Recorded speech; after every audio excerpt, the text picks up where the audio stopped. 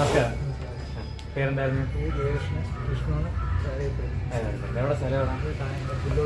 പുല്ലുളങ്ങരയാണ്. പുല്ലുളങ്ങര ഗണേശന്റെ ഒക്കെ അവിടെ ഇപ്പൊ എത്ര ആന ഇതുവരെ മുമ്പ് കയറിയിട്ടുണ്ടായിരുന്നു? മൂന്നാമതിന് ആദ്യം ഏതൊക്കെയാണ്? ചങ്ങളങ്ങര ഗണേശാണ്. പിടിയാനായിരുന്നല്ലേ? അത് കഴിഞ്ഞിട്ട് അപ്പൊ കളിയസിനെ കയറിണ്ടായിരുന്നു. ഇപ്പം ആശാനായിരുന്നു.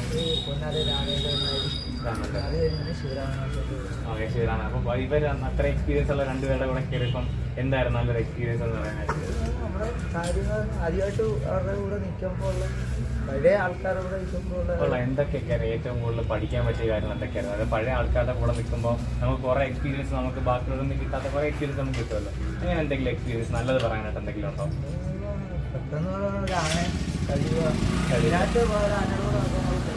ഏറ്റവും ഒരു നല്ലൊരു ആശ എന്ന് പറയുന്നത് ഏറ്റവും നല്ല രീതിയിൽ പറഞ്ഞത് എന്ത് കാര്യം ഇവർ ആനയെ കയറുമ്പം ഏറ്റവും കൂടുതൽ ശ്രദ്ധിക്കേണ്ട ഒരു കാര്യം എന്തായിരുന്നു?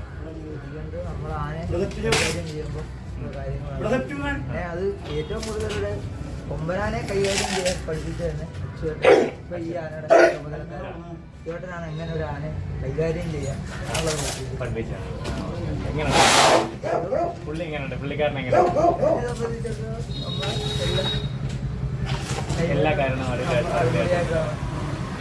അപ്പം വിഷ്ണുവിന്റെ ഈ ഇപ്പൊ എത്രാമത്തെ എക്സ്പീരിയൻസ് ഉണ്ടായിരുന്നു? 7 കൊല്ലമായിട്ട് പാനയുടെ കൂടെ ഉണ്ട്. അപ്പൊ ഇത്ര 7 കൊല്ലത്തിനകത്ത് എന്തെങ്കിലും മറക്കാനാണോ അനുഭവങ്ങളോ അങ്ങനെ എന്തെങ്കിലും അങ്ങനെ കുഴപ്പങ്ങളൊന്നും വരുന്നുണ്ട്? നല്ല അനുഭവങ്ങൾ എന്തായിട്ടുണ്ട്? എന്തെങ്കിലും ഇപ്പം നമുക്ക് തിടമ്പ് കിട്ടുകയോ അല്ലെങ്കിൽ നമ്മുടെ പെരുമാറ്റം കൊണ്ട് നല്ലൊരു ഒരു അമ്പലത്തിൽ സ്വീകരണം കിട്ടുകയോ അങ്ങനെ എന്തെങ്കിലും? വിഷ്ണുവിനെയും കൊണ്ട് തന്നെ പോയി തൃപ്പൂണിത്തറയിൽ ശിവേരി ഇന്നലെ തന്നെ തിരുനക്കര പള്ളിവേട്ട എഴുന്നള്ളത്ത് കിട്ടി. ഏറ്റവും വലിയ ഭാഗ്യം. ഏറ്റവും വലിയ ഭാഗ്യമാണ്.